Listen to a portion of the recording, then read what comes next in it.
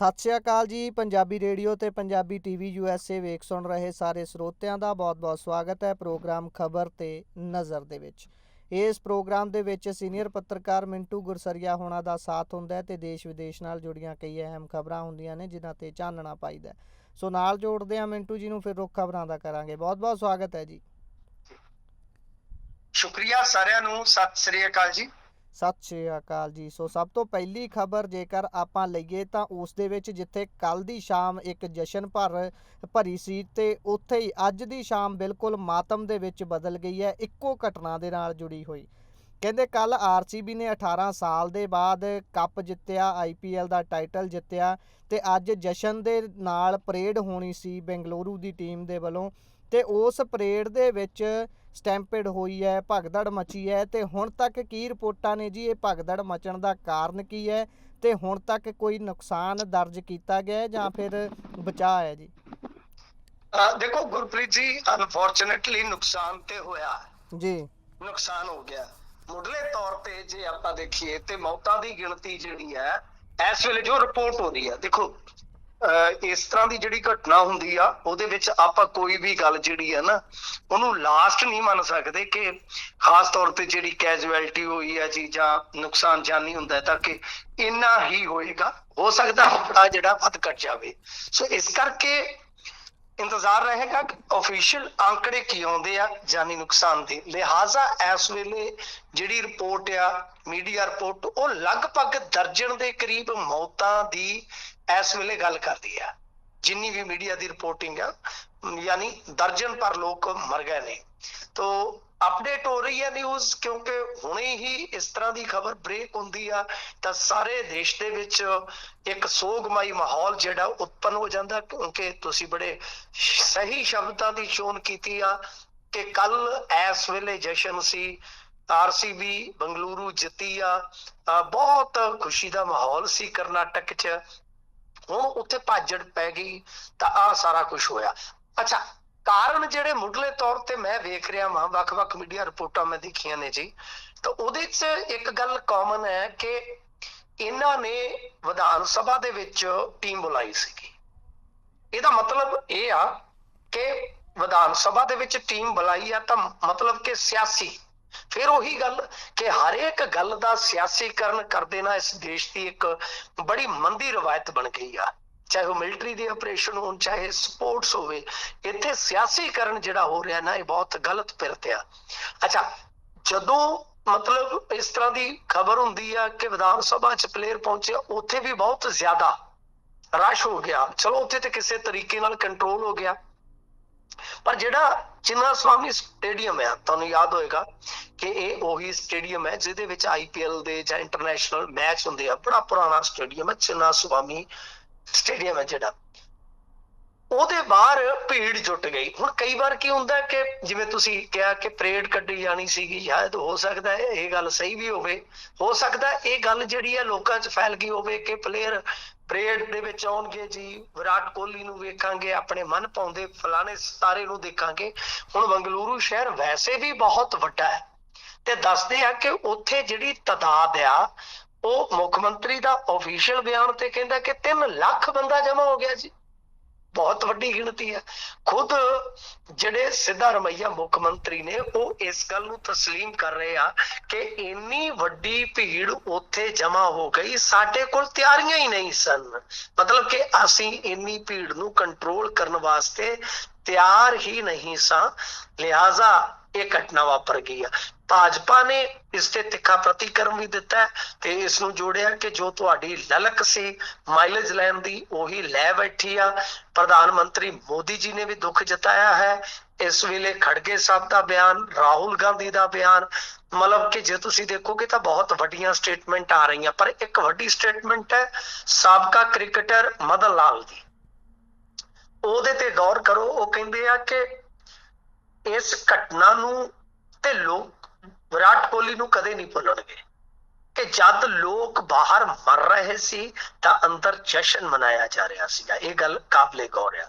ਤੇ ਦੂਜੀ ਗੱਲ ਕਿ ਇਹਦੇ 'ਚ ਮੁੱਢਲੇ ਤੌਰ ਤੇ ਕਿਤੇ ਨਾ ਕਿਤੇ ਇਹ ਗੱਲ ਤੇ ਸਾਹਮਣੇ ਆ ਹੀ ਰਹੀ ਆ ਪ੍ਰਤੱਖ ਰੂਪ ਦੇ ਵਿੱਚ ਗੁਰਪ੍ਰੀਤ ਜੀ ਕਿ ਅਸਲ ਦੇ ਵਿੱਚ ਇਹ ਜਿਹੜਾ ਹੋਇਆ ਨੁਕਸਾਨ, ਜਾਨੀ ਨੁਕਸਾਨ ਹੋਇਆ, ਇਹਦੇ ਚ ਕਿਤੇ ਨਾ ਕਿਤੇ ਪ੍ਰਸ਼ਾਸਨਿਕ ਲਾਪਰਵਾਹੀ ਤੇ ਰਹੀ ਆ। ਉਹ ਤੇ ਆਫੀਸ਼ੀਅਲੀ ਇਹਨਾਂ ਦੇ ਮੁੱਖ ਮੰਤਰੀ ਆ ਜਿਹੜੇ ਕਰਨਾਟਕ ਦੇ, ਉਹੀ ਮੰਨੀ ਜਾ ਰਹੇ ਆ।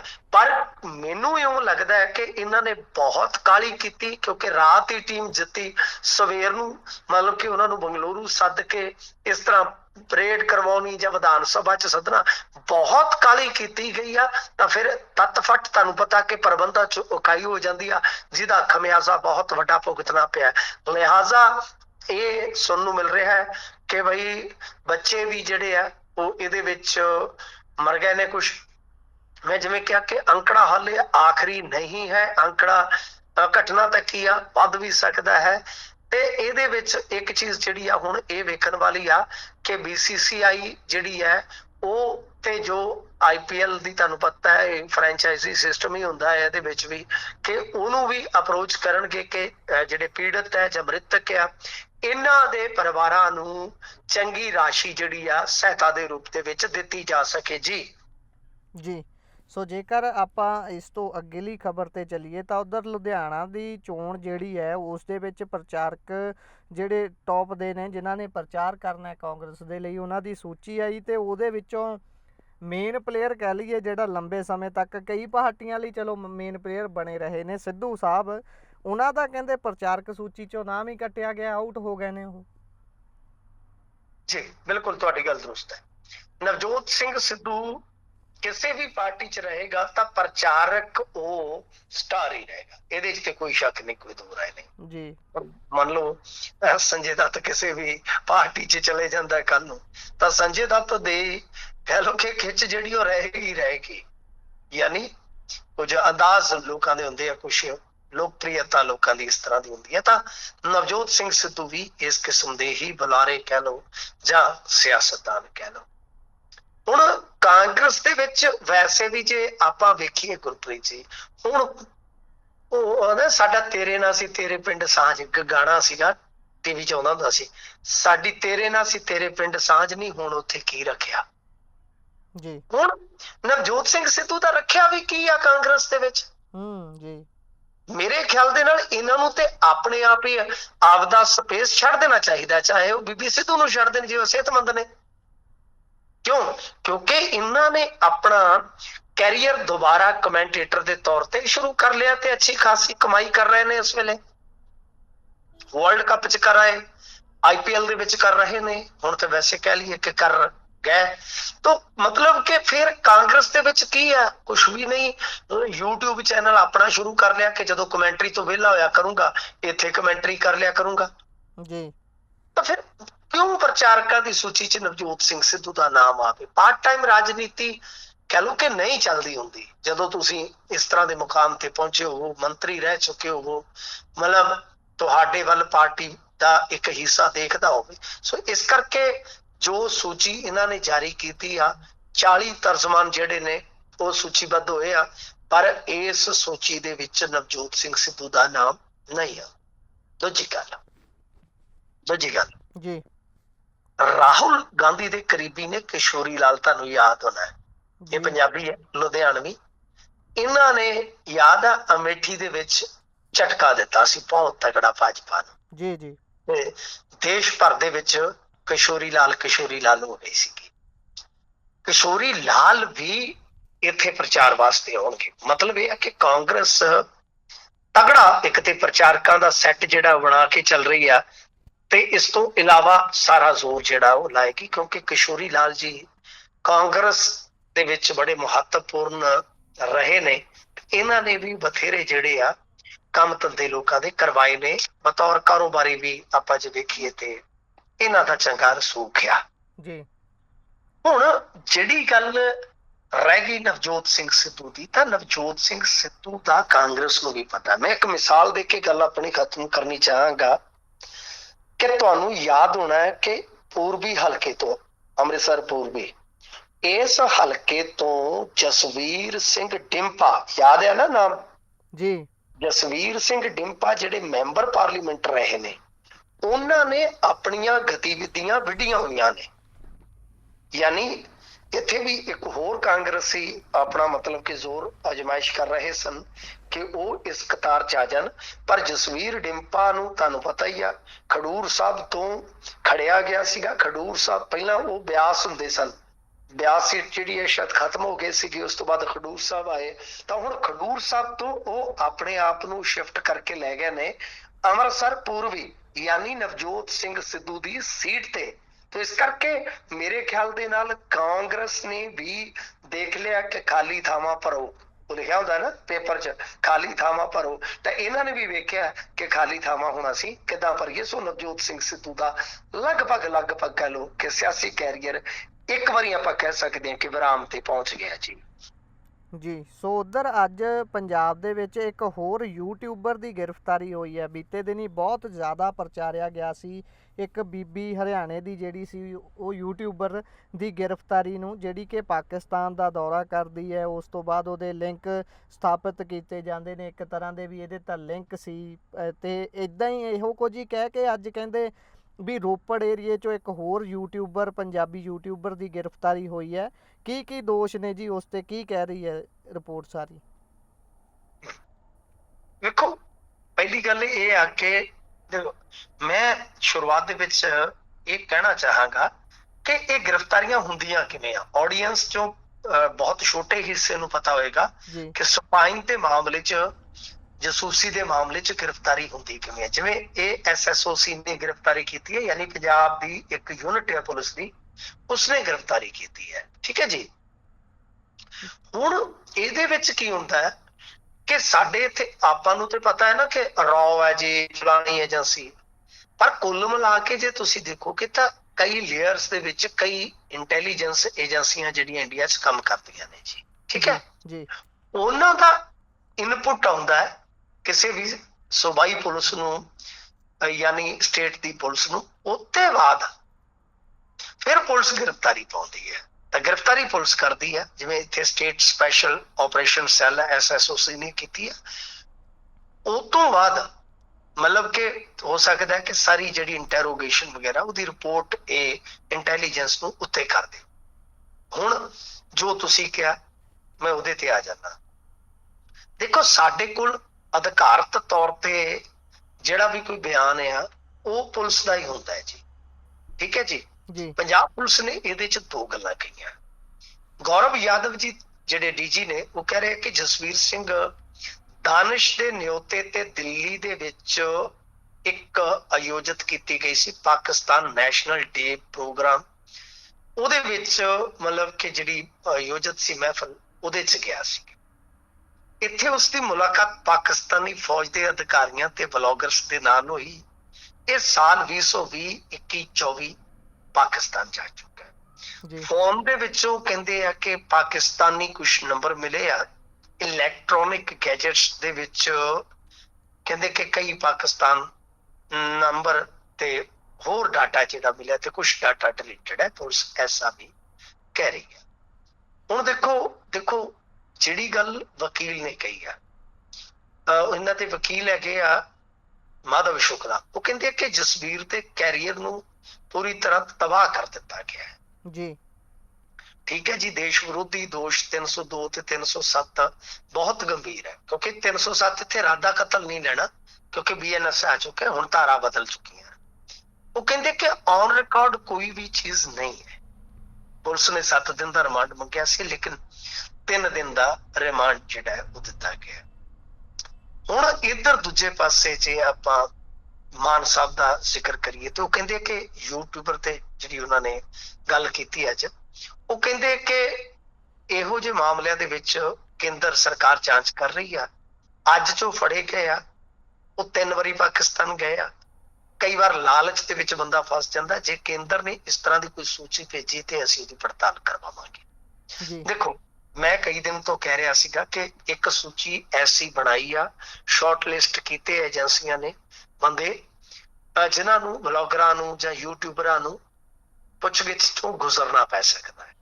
ਐਸੀ ਮੇਰੀ ਆਪਣੀ ਜਾਣਕਾਰੀ ਸੀ ਤੇ ਮੈਂ ਤੁਹਾਡੀ ਜਾਣਕਾਰੀ ਵਾਸਤੇ ਇਹ ਵੀ ਦੱਸ ਦਿਆਂ ਕਿ ਮੇਰੇ ਨੰਬਰ ਦੀ ਵੀ ਇੰਟੈਲੀਜੈਂਸ ਨੇ ਪੜਤਾਲ ਕੀਤੀ ਹੈ। ਠੀਕ ਹੈ ਜੀ। ਤਾਂ ਪਤਾ ਕੀ ਹੈ ਕਿ ਸਾਡਾ ਤਾਂ ਸਿੱਧਾ ਹਿਸਾਬ ਹੈ, ਖੁੱਲੀਆਂ ਕਿਤਾਬਾਂ ਨੇ ਜੀ, ਠੀਕ ਹੈ, ਸਭ ਕੁਝ। ਤੇ ਤੁਹਾਡੇ ਫੋਨ ਦਾ ਉਹ 1 ਮਿੰਟ 'ਚ ਸਕੈਨ ਕਰ ਲੈਂਦੇ ਨੇ। ਜੀ ਮੈਨੂੰ ਮੇਰੇ ਬੰਦੇ ਨੇ, ਕਿਉਂਕਿ ਚਲੋ ਹੁੰਦੇ ਆ, ਕਿਰਪਾ ਹੈ ਮਾਲਕ ਦੀ, ਮੈਨੂੰ ਨਾਲ ਦੀ ਨਾਲ ਬੰਦੇ ਨੇ ਦੱਸਤਾ ਸੀਗਾ ਕਿ ਤੇਰਾ ਫੋਨ ਸਕੈਨ ਹੋ ਗਿਆ, ਗੱਲ ਜੀ ਕਰਦੇ ਆ, ਠੀਕ ਹੈ ਜੀ। ਸੋ ਇਹ ਚੀਜ਼ਾਂ ਹੁੰਦੀਆਂ ਨੇ ਜੀ, ਚਲੋ ਕੋਈ ਗੱਲ ਨਹੀਂ ਹੈ। ਅੱਛਾ, ਇਹ ਤੁਹਾਨੂੰ ਮੈਂ ਸਿਰਫ ਇਸ ਕਰਕੇ ਦੱਸਿਆ ਨਹੀਂ, ਮੈਂ ਡਰਦਾ ਜੀ, ਨਾ ਮੈਂ ਗਲਤ ਹਾਂ, ਮੈਂ ਨਹੀਂ ਡਰਦਾ। ਜਿੱਥੇ ਮਰਜ਼ੀ ਕਿਸੇ ਨੇ ਬੁਲਾਉਣਾ ਲੈ ਜਾਵੇ, ਤੇ ਨਾ ਹੀ ਮੇਰੇ ਲਈ ਕੋਈ ਇੰਟਰੋਗੇਸ਼ਨਾਂ ਵਗੈਰਾ ਨਵੀਆਂ ਹੋਣ। ਅੱਛਾ, ਜਿਹੜੀ ਗੱਲ ਇਹ ਆ ਕਿ ਜੇ ਕੋਈ ਲਿਸਟਡ ਹੈ ਤਾਂ ਉਹਨੂੰ ਜਾਂਚ ਪੜਤਾਲ ਚੋਂ ਹੋ ਸਕਦਾ ਆਉਣ ਵਾਲੇ ਦਿਨਾਂ 'ਚ ਗੁਜ਼ਰਨਾ ਪੈ ਜਾਵੇ, ਠੀਕ ਹੈ ਜੀ। ਜਿਹੜਾ ਕੋਈ ਝੂਠਾ ਹੈ ਉਹ ਝੂਠਾ ਹੀ ਰਹੂਗਾ, ਜਿਹੜਾ ਸੱਚਾ ਹੈ ਸੱਚਾ। ਹੁਣ ਮੈਂ ਆਵਾਂ ਇੱਕ ਮੁੱਦੇ ਦੀ ਗੱਲ ਤੇ, ਜੀ ਕਿ ਮਾਨ ਸਾਹਿਬ ਵੀ ਕਹਿ ਰਹੇ ਨਾ ਕਿ ਕੇਂਦਰ ਸਰਕਾਰ ਜੇ ਲਿਸਟ ਦੇਵੇਗੀ ਤੇ ਅਸੀਂ ਪੜਤਾਲ ਕਰਾਂਗੇ। ਤਾਂ ਮਤਲਬ ਮੈਂ ਜੋ ਤੁਹਾਨੂੰ ਦੱਸਿਆ ਸ਼ੁਰੂ 'ਚ, ਏਦਾਂ ਗ੍ਰਿਫਤਾਰੀਆਂ ਹੁੰਦੀਆਂ, ਠੀਕ ਹੈ। ਜੀ ਜੀ ਹੁਣ ਪੰਜਾਬ ਦੀ ਜਿਹੜੀ ਪੁਲਿਸ ਹੈ ਉਹ ਸਿਰਫ ਗ੍ਰਿਫਤਾਰੀਆਂ ਪਾ ਸਕਦੀ ਹੈ। ਜੋਤੀ ਮਲਹੋਤਰਾ ਦੀ ਵੀ ਗ੍ਰਿਫਤਾਰੀ ਮੈਂ ਤੁਹਾਡੀ ਜਾਣਕਾਰੀ ਵਾਸਤੇ ਦੱਸਾਂ, ਹਰਿਆਣਾ ਪੁਲਿਸ ਨੇ ਪਾਈ ਸੀਗੀ ਜੀ ਠੀਕ ਹੈ ਜੀ। ਹੁਣ ਆਪਣੇ ਕੋਲ ਅਧਿਕਾਰਤ ਸਾਰੇ ਬਿਆਨ ਆ ਗਏ। ਤੁਸੀਂ ਮੈਨੂੰ ਦੱਸੋ ਕਿ ਅਜੇ ਤੱਕ ਸਪਾਈਂਗ ਕੀ ਹੁੰਦੀ ਆ, ਜਾਸੂਸੀ ਕੀ ਹੁੰਦੀ ਆ, ਉਹਦੀ ਪਰਿਭਾਸ਼ਾ ਕੀ ਆ। ਹੁਣ ਗੱਲ ਕਰਨ ਨੂੰ ਤੁਹਾਡੇ ਵੀ ਲਿੰਕ ਹੋ ਸਕਦੇ ਆ, ਮੇਰੇ ਵੀ ਲਿੰਕ ਹੋ ਸਕਦੇ, ਕਿਉਂਕਿ ਸਾਡੀ ਸਾਂਝ ਮੁਲਕ ਹੀ ਇੱਕ ਜਦੋਂ ਸੀ। ਤੇ ਜਿਵੇਂ ਹੁਣ ਸਾਡੇ ਵਰਗੇ ਆਏ ਆ, ਸਾਡੇ ਮਤਲਬ ਕਿ ਤਾਂ ਉੱਥੇ ਹੀ ਸਾਰਾ ਕੁਝ ਹੈ ਹੀ ਉੱਥੇ ਸੀਗਾ, ਪਾਕਿਸਤਾਨ 'ਚ ਸੀ ਨਾ, ਅਸੀਂ ਤਾਂ ਆਏ ਉੱਥੋਂ। ਦੂਜੀ ਚੀਜ਼, ਮੇਰਾ ਇੱਕ ਦੋਸਤ ਹੈ, ਉਹਦਾ ਚਾਚਾ ਜਿਹੜਾ ਹੈ ਨਾ, ਹਾਲੇ ਵੀ ਸ਼ਾਇਦ ਪਾਕਿਸਤਾਨ 'ਚ ਆ ਜੀ ਮਾਨ ਹੋ ਗਿਆ ਸੀ, ਉੱਥੇ ਰਹਿ ਪਿਆ। ਉਹਨਾਂ ਦਾ ਮਤਲਬ ਕਿ ਪਾਪੇ ਦਾ ਬੱਚਾ ਸ਼ਾਇਦ, ਸੌਰੀ, ਠੀਕ ਹੈ ਜੀ। ਤਾਂ ਮਤਲਬ ਹੁਣ ਦੇਖੋ, ਉਹ ਬੰਦੇ ਤਾਂ ਜਾਣਗੇ, ਉਹ ਪਰਿਵਾਰ ਨਾਲ ਗੱਲਬਾਤ ਵੀ ਕਰਦੇ ਹੋਣਗੇ, ਸਮਝਦੇ ਹੋ ਨਾ। ਮਤਲਬ ਕਿ ਇਸ ਤਰ੍ਹਾਂ ਹੈ, ਕਈ ਜਵਾਕ ਉਦੋਂ ਰਹਿ ਪਏ, ਮੁਸਲਮਾਨ ਬਣ ਗਏ, ਬਾਅਦ ਚ ਉਹਨਾਂ ਦੀ ਜਾਣ ਪਛਾਣ ਨਿਕਲੀ। ਤਾਂ ਏਦਾਂ, ਜਿਵੇਂ ਮੈਂ ਤੁਹਾਨੂੰ ਇੱਕ ਮਿਸਾਲ ਦਿੱਤੀ ਆ ਕਿ ਮੇਰਾ ਦੋਸਤ ਹੈ, ਉਹਦਾ ਕੋਈ ਮਤਲਬ ਕਿ ਪਾਪੇ ਦਾ ਕਿ ਦਾਦੇ ਦਾ ਜਿਹੜਾ ਭਰਾ ਸੀਗਾ ਉਹ ਮੁਸਲਮਾਨ ਹੋ ਗਿਆ ਸੀਗਾ, ਠੀਕ ਹੈ ਜੀ। ਆ ਮੇਰੇ ਲਾਗੇ ਪਿੰਡ ਆ। ਹੁਣ ਮੰਨ ਲਓ ਉਹ ਗੱਲਬਾਤ ਕਰਦੇ ਆ, ਤਾਂ ਗੱਲਬਾਤ ਕਰਨ ਦਾ ਕੋਈ ਗੁਨਾਹ ਨਹੀਂ ਹੈ।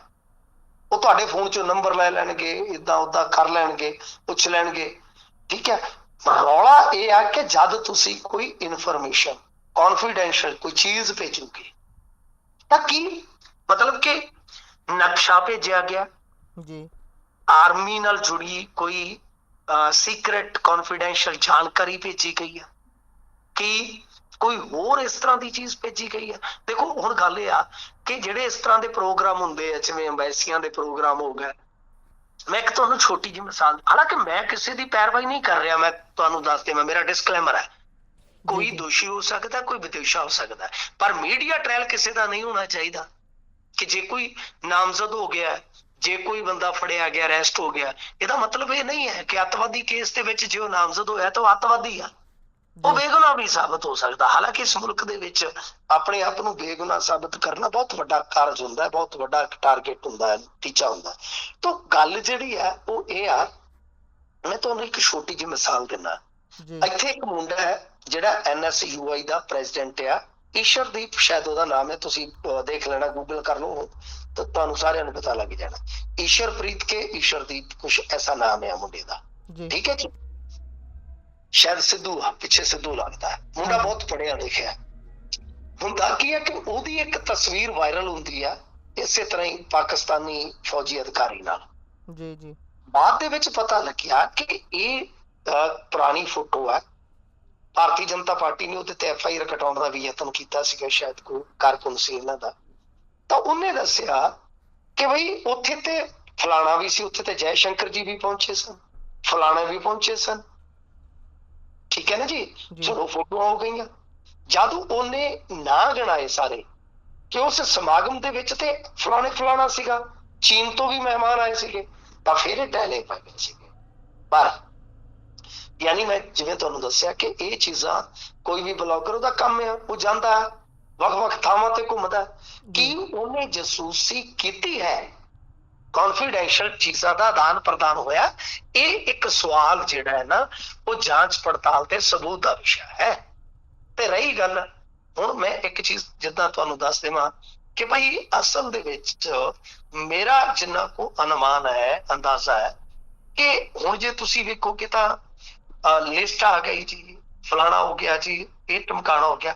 ਇਹਦੇ ਨਾਲ ਇੱਕ ਅਸਰ ਕੀ ਪਿਆ ਸਰ? ਅਸਰ ਇਹ ਪਿਆ ਵੈ ਕਿ ਜਿਹੜੀ ਸਾਂਝ ਇੱਕ ਬਣ ਰਹੀ ਸੀ, ਲਹਿੰਗਾ ਚੜ੍ਹਦਾ ਪੰਜਾਬ, ਇੱਥੇ ਤੇ ਗੱਲ ਹੋ ਰਹੀ ਸੀ ਕਿ ਇੱਕ ਹੋ ਜਾਈਏ, ਠੀਕ ਹੈ ਨਾ ਜੀ। ਜੀ ਕਿਤੇ ਨਾ ਕਿਤੇ ਉਹ ਹੁਣ ਕੰਮ ਗਿਆ, ਕਿਤੇ ਕੜੱਤਣ ਵੱਧ ਗਈ, ਬਲੌਗਰਾਂ ਨਾਲ ਲੜੀ ਜਾਂਦੇ ਆ, ਠੀਕ ਹੈ ਜੀ। ਰਾਸ਼ਟਰਵਾਦੀ ਜਿਹੜੇ ਆ ਉਹ ਆਪੋ ਆਪਣੇ ਮੁਲਕ ਲਈ ਲੜੀ ਜਾਂਦੇ ਆ। ਤਾਂ ਅੱਜ ਦੀ ਤਾਰੀਖ ਦੇ ਵਿੱਚ ਉਹ ਜਿਹੜੀ ਸਾਂਝ ਸੀਗੀ ਉਹ ਵੀ ਕਿਤੇ ਨਾ ਕਿਤੇ ਡਰ ਦੇ ਮਾਹੌਲ 'ਚ ਚਲੇ ਗਈ ਹੈ। ਇਹ ਇੱਕ ਬੜਾ ਇੱਕ ਕਹਿ ਲਓ ਕਿ ਅਣਗੌਲਿਆ ਫੈਕਟ ਹੈ ਜੀ। ਸੋ ਜੇਕਰ ਆਪਾਂ ਅਗਲੀ ਖਬਰ ਦਾ ਰੁਖ ਕਰੀਏ ਤਾਂ ਇਸ ਦੇ ਵਿੱਚ ਖਬਰ ਹੈ ਜੀ ਕਿ ਰਾਜੋਆਣਾ ਹੋਣਾ ਨੂੰ ਜਥੇਦਾਰ ਲਾਉਣ ਤੇ ਚਰਚਾ ਚੱਲ ਰਹੀ ਹੈ। ਦੇਖੋ, ਕੁਲਦੀਪ ਸਿੰਘ ਗੜਗੱਜ ਜਥੇਦਾਰ ਸ੍ਰੀ ਅਕਾਲ ਤਖਤ ਸਾਹਿਬ, ਉਹ ਜਾਂਦੇ ਨੇ ਬਲਵੰਤ ਸਿੰਘ ਰਾਜੋਆਣਾ ਦੀ ਮੁਲਾਕਾਤ ਵਾਸਤੇ। ਜੀ ਉਸ ਤੋਂ ਪਹਿਲਾਂ ਬਾਬਾ ਹਰਨਾਮ ਸਿੰਘ ਧੁਮਾ 6 ਜੂਨ ਨੂੰ ਜਥੇਦਾਰ ਜੀ ਵੱਲੋਂ ਦਿੱਤੇ ਜਾਂਦੇ ਸੰਦੇਸ਼ ਦੀ ਵਿਰੋਧਤਾ ਦਾ ਐਲਾਨ ਕਰਦੇ ਆ ਤੇ ਧਾਮੀ ਸਾਹਿਬ ਜਾਂਦੇ ਨੇ ਉਹਨਾਂ ਨਾਲ ਮੁਲਾਕਾਤ। ਠੀਕ ਹੈ ਜੀ। ਜੀ ਹੁਣ ਇਹਨਾਂ ਦੋਨਾਂ ਚੀਜ਼ਾਂ ਨੂੰ ਛੋੜ ਲਓ। ਵਿਸ਼ਲੇਸ਼ਣ ਇਹੀ ਚੀਜ਼ਾਂ ਤੇ ਆਧਾਰਿਤ ਹੁੰਦਾ ਹੈ ਜੀ। ਇਹੀ ਚੀਜ਼ਾਂ ਨੂੰ ਡੀਕੋਡ ਕਰਕੇ, ਇਹੋ ਚੀਜ਼ਾਂ ਨੂੰ ਨੋਟ ਕਰਕੇ ਵਿਸ਼ਲੇਸ਼ਣ ਅੱਗੇ ਵਧਦੇ ਆ। ਤੇ ਚਰਚਾਵਾਂ ਇਹ ਪਿਛਲੇ ਹਫ਼ਤੇ ਹੀ ਚੱਲ ਪਈਆਂ ਸਨ। ਹੁਣ ਸਿਮਰਨਜੀਤ ਸਿੰਘ ਮਾਨ ਵੀ ਕਹਿ ਲਓ ਕਿ ਇੱਕ ਅਣਕਿਆਸੇ ਢੰਗ ਦੇ ਨਾਲ ਔਰ ਬੜਾ ਅਚੰਭੇ ਵਾਲਾ ਉਹਨਾਂ ਦਾ ਰੁਖ ਸੀਗਾ ਕਿ ਉਹ ਜਥੇਦਾਰ ਹੋਰਾਂ ਦੀ ਜਿਹੜੀ ਵਿਰੋਧਤਾ ਸੀਗੀ ਉਹ ਉਹਦੇ ਬਿਲਕੁਲ ਉਲਟ ਖਲੋ ਗਿਆ। ਜਾਨੀ ਜਥੇਦਾਰ ਸਾਹਿਬ ਦੀ ਉਹਨਾਂ ਨੇ ਕਿਤੇ ਨਾ ਕਿਤੇ ਪੈਰਵਾਈ ਕਰਤੀ। ਗੱਲਾਂ ਕੀ ਹੁੰਦੀਆਂ ਨੇ? ਉਹਨਾਂ ਨੇ ਸਾਨੂੰ ਕਿਹਾ ਕਿ ਅਸੀਂ ਇੰਪੈਨਲ ਜਦੋਂ ਇਸ ਤਰ੍ਹਾਂ ਦਾ ਮਾਹੌਲ ਬਣ ਜਾਂਦਾ, ਬਾਬਾ ਹਰਨਾਮ ਸਿੰਘ ਧੁਮਾ ਤੇ ਬਾਦਲ ਫੈਮਿਲੀ ਬਹੁਤ ਇਹਨਾਂ ਦੀ ਨੇੜਤਾ ਰਹੀ ਆ, ਅਸੀਂ ਨੇੜਿਓਂ ਦੇਖੀ ਆ। ਜੀ ਗੱਲ ਕੀ ਹੁੰਦੀ ਆ ਕਿ ਕੁਝ ਚੀਜ਼ਾਂ ਨੂੰ ਲੈ ਕੇ ਦੂਰੀਆਂ ਮਤਭੇਦ ਹੋ ਜਾਂਦੇ ਨੇ ਤੇ ਕਈ ਵਾਰ ਕੀ ਹੁੰਦਾ ਹੈ ਕਿ ਜਿਵੇਂ ਧਾਮੀ ਸਾਹਿਬ ਗਏ ਨੇ, ਬਾਹਰ ਆ ਕੇ ਆਪੋ ਆਪਣਾ ਸਟੈਂਡ ਸਪਸ਼ਟ ਕਰ ਦਿੱਤਾ ਜਾਂਦਾ ਹੈ, ਪਰ ਅੰਦਰ ਜੇਕਰ ਦੇਖੀਏ ਤਾਂ ਕਈ ਵਾਰ ਰਸਤਾ ਬਣ ਜਾਂਦਾ। ਹੁਣ ਫਰਜ਼ ਕਰੋ ਕਿ ਜਿੱਦਾਂ ਬਲਵੰਤ ਸਿੰਘ ਰਾਜੋਆਣਾ ਨੂੰ ਮਿਲ ਕੇ ਆਏ ਕੁਲਦੀਪ ਸਿੰਘ ਗੜਗੱਜ ਜੀ ਇੱਕ ਸੁਨੇਹਾ ਲਾ ਰਹੇ ਸੀ ਕਿ ਬਲਵੰਤ ਸਿੰਘ ਰਾਜੋਆਣਾ ਨੇ ਕੌਮ ਨੂੰ ਆਹ ਸੰਦੇਸ਼ ਦੇ ਦਿੱਤਾ ਹੈ। ਹੁਣ ਇਸ ਨੂੰ ਥੋੜਾ ਜਿਹਾ ਅੱਗੇ ਲੈ ਜਾਓ, ਸਿਰਫ ਇੱਕ ਕਿਆਫਾ ਰੱਖਿਓ, ਇੱਕ ਮਤਲਬ ਕਿ ਆਪਾਂ ਅੰਦਾਜ਼ਾ ਲਾਉਂਦੇ ਹਾਂ। ਜੀ ਫਰਜ਼ ਕਰੋ ਕਿ ਬਲਵੰਤ ਸਿੰਘ ਰਾਜੋਆਣਾ ਨੂੰ ਜਥੇਦਾਰ ਬਣਾ ਦਿੱਤਾ ਜਾਂਦਾ ਹੈ, ਉਹ ਤਾਂ ਜੇਲ੍ਹ 'ਚ। ਸੰਦੇਸ਼ ਆ ਜਾਂਦਾ, ਸੰਦੇਸ਼ ਪੜ੍ਹ ਦਿੱਤਾ ਜਾਂਦਾ ਹੈ। ਅਸੀਲ ਤੋਂ ਪੜ੍ਹਨਗੇ ਕੌਣ? ਕਾਰਜਕਾਰੀ ਜਥੇਦਾਰ। ਤਾਂ ਕਾਰਜਕਾਰੀ ਜਥੇਦਾਰ ਕੌਣ? ਕੁਲਦੀਪ ਸਿੰਘ ਗੜਗੱਜ। ਤਾਂ ਬਾਬਾ ਹਰਨਾਮ ਸਿੰਘ ਧੁਮਾ ਦਾ ਵਿਰੋਧ ਨਹੀਂ ਹੋਏਗਾ, ਰਹਿ ਗਈ ਨਾ ਉਹਨਾਂ ਦੀ। ਉਹ ਕਹਿਣਗੇ ਕਿ ਹਾਂਜੀ ਇਹਨਾਂ ਦਾ ਸੰਦੇਸ਼ ਪੜ੍ਹ ਲਓ ਜੀ। ਸੋ ਕਈ ਵਾਰ ਇਸ ਤਰ੍ਹਾਂ ਦੇ ਰਸਤੇ ਜਿਹੜੇ ਉਹ ਬਣਾਏ ਜਾ ਸਕਦੇ ਹੁੰਦੇ ਆ। ਤਾਂ ਇਹ ਚਰਚਾਵਾਂ ਵੀ ਅਸੀਂ ਸੁਣੀਆਂ ਨੇ ਪੰਥਕ ਸਫਾਂ ਦੇ ਵਿੱਚੋਂ, ਕਿਉਂਕਿ ਮੈਂ ਦੇਖੋ ਇੱਕ ਪੰਥਕ ਅਖਬਾਰ ਵਾਸਤੇ ਲੰਮਾ ਸਮਾਂ ਕੰਮ ਕੀਤਾ ਹੈ ਗੁਰਪ੍ਰੀਤ ਜੀ, ਜੀ ਬਹੁਤ ਲੰਮਾ ਸਮਾਂ ਮੈਂ ਕੰਮ ਕੀਤਾ। ਤਾਂ ਯਾਨੀ ਉਹ ਐਡੀਟਰ ਸਾਹਿਬ ਸਾਡੇ ਬਹੁਤ ਅੱਛੇ ਸਨ। ਤਾਂ ਹੁੰਦਾ ਕਿ ਇਹ ਤਾਂ ਮੈਂ ਕਹਿ ਰਿਹਾ ਕਿ ਬਹੁਤ ਸਾਰੇ ਆਪਣੇ ਇਸ ਤਰ੍ਹਾਂ ਦੇ ਕਿਆਫੇ ਜਿਹੜੇ, ਅੱਛਾ ਕਹਿ ਲਓ ਕਿ ਸੋਰਸਸ ਜਿਹੜੇ ਆ ਉਹ ਉੱਥੋਂ ਲੱਗ ਜਾਂਦੇ, ਉਹ ਕੰਮ ਦਾ ਤਜਰਬਾ ਹੋ ਜਾਂਦਾ ਤੁਹਾਨੂੰ। ਹੁਣ ਹੁੰਦਾ ਕੀ ਹੈ ਜੀ, ਗੱਲ ਅਸਲ ਚ ਕੀ ਆ ਕਿ ਟੇਕ ਸਿੰਘ ਧਨੌਲਾ ਜਿਹੜੇ ਤਖਤ ਸ੍ਰੀ ਦਮਦਮਾ ਸਾਹਿਬ ਦੇ ਜਥੇਦਾਰ, ਉਹਨਾਂ ਦੇ ਬਦਲਦੀ ਵੀ ਆ। ਤੇ ਇਹਨੂੰ ਥੋੜਾ ਜਿਹਾ ਹੋਰ ਅੱਗੇ ਵਧਾ ਲਓ ਕਿ ਸਿਮਰਨਜੀਤ ਸਿੰਘ ਮਾਨ ਹੋਰਾਂ ਨੂੰ ਵੀ ਤੇ ਕਿਤੇ ਨਾ ਕਿਤੇ ਮੌਕਾ ਤੇ ਨਹੀਂ ਮਿਲ ਰਿਹਾ ਕਿ ਉਹਨਾਂ ਦੇ ਵੀ ਕਿਸੇ ਕੋਟੇ ਦਾ ਕੋਈ ਬੰਦਾ ਜਿਹੜਾ ਉਹ ਇੱਥੇ ਲਾ ਦਿੱਤਾ ਜਾਵੇ ਟੇਕ ਸਿੰਘ ਧਨੌਲਾ ਦੀ ਜਗ੍ਹਾ ਤੇ। ਜੀ ਇਸ ਕਰਕੇ ਹੋ ਸਕਦਾ ਆਉਣ ਵਾਲੇ ਸਮੇਂ ਦੇ ਵਿੱਚ ਕੁਛ ਨਾ ਕੁਛ ਐਸਾ ਵਾਪਰ ਜਾਵੇ। ਪਰ ਚਰਚਾਵਾਂ ਭਰਪੂਰ ਨੇ। ਕੱਲ ਗੜਗੱਜ ਸਾਹਿਬ ਨੂੰ ਜਦੋਂ ਇਹ ਸਵਾਲ ਵੀ ਕੀਤਾ ਗਿਆ ਸੀਗਾ ਤਾਂ ਉਹਨਾਂ ਨੇ ਵੀ ਕਿਤੇ ਨਾ ਕਿਤੇ ਇਸ ਗੱਲ ਤੇ ਸਹਿਮਤੀ ਜਤਾਈ ਸੀਗੀ ਕਿ ਕੋਈ ਗੱਲ ਨਹੀਂ, ਜੋ ਬਣ ਜਾਣਗੇ ਤਦ ਵੀ ਕੋਈ ਚੱਕਰ ਨਹੀਂ। ਜੀ ਉਧਰ ਕਾਕਾ ਕੰਬੋਜ ਦੇ ਘਰ ਰੇਡ ਦਾ ਵਿਰੋਧ ਹੋਇਆ ਜੀ। ਦੇਖੋ, ਕਾਕਾ ਕੰਬੋਜ ਫਾਜ਼ਿਲਕਾ ਏਰੀਆ ਦਾ ਜਿਹੜਾ ਨਾਮ ਹੈ। ਅੱਛਾ, ਇੰਟਰਸਟਿੰਗ ਗੱਲ ਮੈਂ ਤੁਹਾਨੂੰ ਇਸ ਏਰੀਏ ਦੀ ਦੱਸਾਂ ਕਿ ਇਹ ਏਰੀਆ ਇੱਕ ਇਸ ਤਰ੍ਹਾਂ ਦਾ ਏਰੀਆ ਹੈ ਕਿ ਜਿੱਥੇ ਕੰਬੋਜ ਬਰਾਦਰੀ ਵੀ ਬਹੁਤ ਹੈ ਤੇ ਰਾਏ ਸਿੱਖ ਬਰਾਦਰੀ ਵੀ ਬਹੁਤ ਹੈ। ਜੀ ਮਤਲਬ ਮਿਕਸ ਵਸੋਂ ਹੈ। ਜ਼ਿਲ੍ਹਾ ਪੈ ਗਿਆ ਫਿਰੋਜ਼ਪੁਰ ਦਾ, ਇਲਾਕਾ ਫਿਰੋਜ਼ਪੁਰ ਦਾ, ਫਾਜ਼ਿਲਕਾ ਜ਼ਿਲ੍ਹਾ ਹੈ। ਜਿਵੇਂ ਉਹਦੇ ਗਾਂ ਹਲਕੇ ਬਣ ਜਾਂਦੇ ਆ, ਗੁਰੂ ਹਰਸਾਏ ਆ, ਜਲਾਲਾਬਾਦ ਹੈ, ਫਾਜ਼ਿਲਕਾ ਹੈ ਤੇ ਅਬੋਹਰ ਆ ਜਾਂਦਾ। ਜੀ ਠੀਕ ਹੈ ਜੀ। ਹੁਣ ਇੱਥੇ ਵੱਖੋ ਵੱਖਰੇ ਹਲਕਿਆਂ 'ਚ ਫੈਮਲੀਆਂ ਨੇ, ਜਿਵੇਂ ਮੁਕਤਸਰ ਦੇ ਵਿੱਚ ਆਪਾਂ ਦੇਖਦੇ ਹਾਂ ਬਰਾੜ ਫੈਮਿਲੀ ਹੈ ਜੀ, ਵੜਿੰਗ ਫੈਮਿਲੀ ਆ ਗਈ, ਹੁਣ ਤਾਂ ਬਾਦਲ ਫੈਮਿਲੀ ਆ, ਇਸ ਤਰ੍ਹਾਂ। ਤਾਂ ਉੱਥੇ ਜਾਖੜ ਫੈਮਿਲੀ ਆ ਅਬੋਹਰ ਏਰੀਏ 'ਚ, ਫਾਜ਼ਿਲਕਾ ਏਰੀਏ 'ਚ। ਬਹਰਹਾਲ ਕੀ ਹੁੰਦਾ ਹੈ ਕਿ ਕਾਕੇ ਦੇ ਘਰ ਰੇਡ ਪੈਂਦੀ ਆ ਪਿਛਲੇ ਦਿਨੀ, ਜੀ ਕਾਕਾ ਕੰਬੋਜ, ਕਿਉਂਕਿ ਇਹ ਇਹਨਾਂ ਦਾ ਬਹੁਤ ਨੇੜਤਾ ਸਾਥੀ ਹੈ। ਸੁਖਵਿੰਦਰ ਸਿੰਘ ਪੂਰਾ ਨਾਮ ਹੈ ਕਾਕੇ ਦਾ। ਜੀ ਜੀ ਤੇ ਕੁਛ ਦਿਨ ਪਹਿਲਾਂ ਇਹਦੇ ਘਰ ਤੇ ਆਯੁਰਵੈਦਿਕ ਤੇ ਕੁਛ ਹੋਰ ਜਿਹੜੇ ਡਿਪਾਰਟਮੈਂਟ ਆ ਉਹਨਾਂ ਨੇ ਰੇਡ ਕੀਤੀ ਸੀ ਤੇ ਕਈ ਸਵਾਲ ਉਹਨਾਂ ਨੇ ਕੀਤੇ ਸੀਗੇ। ਤਾਂ ਇੱਧਰ ਹੁਣ ਪਹੁੰਚ ਗਏ ਆ ਸੁਨੀਲ ਜਾਖੜ ਉਹਨਾਂ ਦੀ ਪਿੱਠ ਤੇ। ਉਹ ਕਹਿੰਦੇ ਆ ਕਿ ਬਈ ਦੇਖੋ ਗੱਲ ਇਹ ਆ ਕਿ ਪੰਜਾਬ ਦੇ ਜਿਹੜੇ ਆਮ ਆਦਮੀ ਪਾਰਟੀ ਦੇ ਨੇਤਾ ਹੈ ਲੁੱਟ ਤੇ ਇਹ ਰਹੇ ਆ, ਲੁੱਟਣ ਦੇ ਮਤਲਬ ਕਿ ਦੋਸ਼ ਤੇ ਇਹਨਾਂ ਤੇ ਲੱਗ ਰਹੇ ਆ। ਜੀ ਠੀਕ ਹੈ ਨਾ ਜੀ। ਸੋ ਈਡੀ ਦੀ ਜਾਂਚ ਜਿਹੜੀ ਆ ਉਹ ਇਹਨਾਂ ਦੀ ਹੋਣੀ ਚਾਹੀਦੀ ਹੈ। ਠੀਕ ਹੈ ਨਾ ਜੀ। ਸੋ ਈਡੀ ਦੀ ਜਾਂਚ ਦੀ ਜਿਹੜੀ ਆ ਉਹ ਮੰਗ ਕਰ ਰਹੇ ਆ। ਉਹ ਕਹਿੰਦੇ ਕਿ ਨਾਲ ਸ਼ਰਾਬ ਵੀ ਇੱਕ ਨਸ਼ਾ ਹੀ ਹੈ ਤੇ ਨਸ਼ੇ ਦੀ ਹਾਲਤ ਐਸੀ ਹੈ ਕਿ 22 23 ਚ 45 ਲੱਖ ਸ਼ਰਾਬ ਦੀਆਂ ਪੇਟੀਆਂ ਵਿਕੀਆਂ ਸੀ, ਜੋ ਇਸ ਸਾਲ 1 ਕਰੋੜ ਸ਼ਰਾਬ ਦੀਆਂ ਪੇਟੀਆਂ ਵੇਚਣ ਦਾ ਟੀਚਾ ਰੱਖੇ ਬੈਠੇ। ਜੀ ਤਾਂ ਗੱਲ ਇਹ ਆ ਕਿ ਸਭ ਨੂੰ ਜਿਹੜਾ ਮਸਲਾ ਹੈ ਨਾ ਉਹ ਇਹੋ ਆ ਕਿ ਸੁਨੀਲ ਜਾਖੜ ਇਸ ਇਲਾਕੇ ਦੇ ਵਿੱਚ ਵੀ ਐਕਟਿਵ ਹੁੰਦੇ ਨਜ਼ਰ ਆ ਰਹੇ ਆ। ਤਾਂ ਰਾਜਾ ਵੜਿੰਗ ਨੇ ਪਿਛਲੇ ਦਿਨ ਹੀ ਕਿਹਾ ਸੀਗਾ ਕਿ ਬਈ ਚੋਣ ਲੜ ਕੇ ਦੇਖ ਲਓ, ਜੇ ਤੁਸੀਂ ਮੈਨੂੰ ਹਰਾਤਾ ਤਾਂ ਫਿਰ ਮੈਂ ਰਾਜਨੀਤੀ ਛੱਡ ਦੂੰ। ਤਾਂ ਇਹਨਾਂ ਨੇ ਕਿਹਾ ਕਿ ਭਾਈ ਇਹ ਜਿਹੜੀ ਗੱਲ ਕਰ ਰਹੇ ਆ, ਉਹ ਕਹਿੰਦੇ ਕਿ ਕੋਈ ਗੱਲ ਨਹੀਂ, ਮਤਲਬ ਕਿ ਹੋ ਜਾਏਗਾ ਸਾਰਾ ਕੁਛ, ਮਸਲਾ ਹੱਲ ਹੋਏਗਾ। ਪਰ ਕਾਕਾ ਕੰਬੋਜ ਤੇ ਉਹਨਾਂ ਨੇ ਕਿਹਾ ਕਿ ਭਾਈ ਕਾਰਵਾਈ ਤੇ ਇਹਨਾਂ ਤੇ ਹੋਣੀ ਚਾਹੀਦੀ ਹੈ। ਹਾਲਾਂਕਿ ਚੁਣਾਵ ਜਾਂ ਇਲੈਕਸ਼ਨ ਲੜਨ ਦੇ ਕਿਹਾ ਕਿ ਮੁੱਖ ਮੰਤਰੀ ਨੇ ਅੱਖ ਦੇ ਵਿੱਚ ਅੱਖ ਪਾ ਕੇ ਜਦੋਂ ਗੱਲ ਕਰਨ ਨੂੰ ਕਿਹਾ ਸੀਗਾ, ਤਦ ਤੁਹਾਡੀ ਜ਼ੁਬਾਨ ਕਿਉਂ ਨਹੀਂ ਚੱਲੀ? ਰਾਜੇ ਵੜਿੰਗ ਨੂੰ ਜਵਾਬ ਦੇ ਦਿੱਤਾ ਹੈ। ਹੁਣ ਬਾਹਰ ਆ ਕੇ ਭੜਕਾ ਮਾਰ ਰਹੇ, ਨਾਲ ਕਿਹਾ ਕਿ ਡਰੱਗ ਸਮਗਲਰਾਂ ਤੋਂ ਪੈਸੇ ਲੈਣ ਦੇ ਮਾਮਲੇ ਦੇ ਵਿੱਚ ਉਹਨਾਂ ਨੇ ਹੀ ਰਾਜਾ ਵੜਿੰਗ ਦੀ ਜਾਨ ਬਚਾਈ ਸੀ। ਖੁਲਾਸਾ ਕਰ ਗਏ ਜੀ। ਇਹ ਤੁਹਾਨੂੰ ਸ਼ਾਇਦ ਨਹੀਂ ਯਾਦ ਹੋਏਗਾ ਗੁਰਪ੍ਰੀਤ ਜੀ, ਇੱਕ ਰੌਲਾ ਪੈ ਗਿਆ ਸੀਗਾ, ਭੁੱਕੀ ਦਾ ਮਾਮਲਾ ਸੀਗਾ, ਉਦੋਂ ਵਿਵਾਦ ਪੈਦਾ ਹੋ ਗਿਆ ਸੀਗਾ, ਅਸੈਂਬਲੀ ਤੱਕ ਵੀ ਗੱਲ ਗਈ। ਅੱਜ ਸੁਨੀਲ ਜਾਖੜ ਨੇ ਉਹ ਹਿੱਸਾ ਵੀ ਕੱਢ ਦਿੱਤਾ ਕਿ ਰਾਜਾ ਵੜਿੰਗ ਦੀ ਜਾਨ ਉਸ ਵੇਲੇ ਮੈਂ ਬਚਾਈ ਸੀ, ਜਿਹੜਾ ਅੱਜ ਮੈਨੂੰ ਵੰਗਾਰ ਰਿਹਾ। ਜੀ ਜੀ ਸੋ ਉਧਰ ਕਹਿੰਦੇ ਵੀ ਜਿਹੜਾ ਸਰਪੰਚ ਦੀ ਮੌਤ ਦੀ ਜਾਣਕਾਰੀ ਸੀ, ਸ਼ਾਇਦ ਖੁਦਕੁਸ਼ੀ ਉਹਨਾਂ ਦੇ ਵੱਲੋਂ ਕੀਤੀ ਗਈ ਸੀ, ਉਸ 'ਚ ਕੋਈ ਨਵਾਂ ਖੁਲਾਸਾ ਹੋਇਆ? ਦੇਖੋ, ਦੋ ਪ੍ਰਕਾਰ ਦੀਆਂ ਗੱਲਾਂ ਨੇ। ਇੱਕ ਤਾਂ ਪਿਓ ਉਹਦਾ ਜਸ਼ਨ ਬਾਵਾ ਦਾ, ਜਿਹੜਾ ਕਿ 23 24 ਸਾਲ ਦਾ ਸਰਪੰਚ ਸੀ, ਉਹ ਸਾਹਮਣੇ ਆਇਆ ਤੇ ਉਹਨੇ ਇਹ ਗੱਲ ਕਹੀ ਆ ਕਿ ਮੇਰਾ ਮੁੰਡਾ ਇਹਨਾਂ ਦਾ ਹੀ ਵਰਕਰ ਸੀ, ਯਾਨੀ ਫੌਜਾ ਸਿੰਘ ਸਰਾਰੀ ਦੀ ਫੌਜ ਹੈ ਜਿਹੜੀ ਆਮ ਆਦਮੀ ਪਾਰਟੀ ਵਾਲੀ, ਉਹਦਾ ਹੀ ਹਿੱਸਾ ਸੀ, ਸਿਪਾਹੀ ਸੀ। ਜੀ ਜੀ ਇਹਨਾਂ ਨੇ ਸਰਪੰਚ ਬਣਾਇਆ ਸੀਗਾ। ਪਹਿਲਾਂ ਕਹਿੰਦੇ ਸੀ ਉਦਾਂ ਹੀ ਬਣਾਵਾਂਗੇ, ਫਿਰ ਇਹਨਾਂ ਨੇ ਕਰ ਕਰਾ ਕੇ 15 ਲੱਖ ਰੁਪਈਆ ਹੁਣ ਤੱਕ ਲਿਆ ਸਨ। ਤੇ ਮੁੰਡੇ ਨੂੰ ਇਹ ਸਰਪੰਚੀ ਦੇ ਤੌਰ ਤੇ ਕਹਿ ਲਓ ਕਿ ਜੋ ਕੰਮਕਾਰ ਹੁੰਦਾ ਉਹ ਕਰਨਾ ਹੀ ਸਨ ਦਿੰਦੇ ਜੀ। ਇੱਕ ਤੇ ਇਹ ਮਾਮਲਾ ਹੋ ਗਿਆ ਕਿ ਪੈਸਾ ਵਾਰੀ-ਵਾਰੀ ਜਿਹੜਾ ਹੈ ਉਹ ਕਥਿਤ ਤੌਰ ਤੇ ਦਾਅਵਾ ਹੈ ਕਿ ਫੌਜਾ ਸਿੰਘ ਸਰਾਰੀ ਦੇ ਪੀਏ ਨੇ ਵਸੂਲ ਕੀਤਾ। ਹਾਲਾਂਕਿ ਨਾਲ ਉਹਨਾਂ ਨੇ ਕਿਹਾ ਕਿ ਪੈਸਾ ਐਮਐਲਏ ਤੱਕ ਪਹੁੰਚਿਆ ਜਾਂ ਨਹੀਂ, ਇਸ ਗੱਲ ਦੀ ਅਸੀਂ ਕੋਈ ਕਨਫਰਮੇਸ਼ਨ ਨਹੀਂ ਕਰ ਸਕਦੇ। ਅੱਛਾ, ਜੇ ਉਹਦੇ ਬਾਪ ਨੂੰ ਤੁਸੀਂ ਰੋਂਦੇ ਵਿਲਕਦੇ ਵੇਖ ਲਓ ਕਿ ਐਡਾ ਸਾਊ ਤੇ ਐਡਾ ਸਾਦਾ ਬੰਦਾ ਕਿ ਬੰਦਾ ਉਹੀ ਗੱਚ ਭਰ ਜਾਂਦਾ ਹੈ ਜੀ। ਜੀ ਠੀਕ ਹੈ। ਦੂਜੀ ਗੱਲ ਜਿਹੜੀ ਖੁਲਾਸੇ ਦੇ ਰੂਪ ਦੇ ਵਿੱਚ ਸਾਡੇ ਕੋਲ ਵੀ ਕੁਝ ਆਡੀਓਸ ਅੱਜ ਸਵੇਰੇ ਆ ਗਈਆਂ ਸਨ ਤੇ ਇਸ ਤੋਂ ਇਲਾਵਾ ਕੁਝ ਵਾਇਰਲ ਵੀ ਹੋ ਗਈਆਂ ਨੇ ਉਹਦੇ। ਤਾਂ ਉਹਦੀ ਗੱਲਬਾਤ ਜਿਹੜੀ ਹੈ ਨਾ ਜਸ਼ਨ ਬਾਵਾ ਦੀ, ਉਸ ਇੱਕ ਤੇ ਕੋਈ ਸੈਕਟਰੀ ਆ, ਉਹਦਾ ਵੀ ਮਾਮਲਾ, ਉਹਦੀ ਵੀ ਆਡੀਓ ਆ। ਉਹ ਕਹਿੰਦਾ ਪਿਆ, ਉਹਦੀ ਘਰ ਵਾਲੀ ਸ਼ਾਇਦ BDPO ਆ, ਕਿ ਇਹਦੇ ਤੇ ਪਰਚਾ ਪਾਉਣ ਵਾਸਤੇ ਮਜਬੂਰ ਕਰ ਰਹੇ ਸੀ ਮੈਡਮ ਨੂੰ, ਇਸ ਕਰਕੇ ਅਸੀਂ ਬਦਲੀ ਕਰਾ ਲਈ।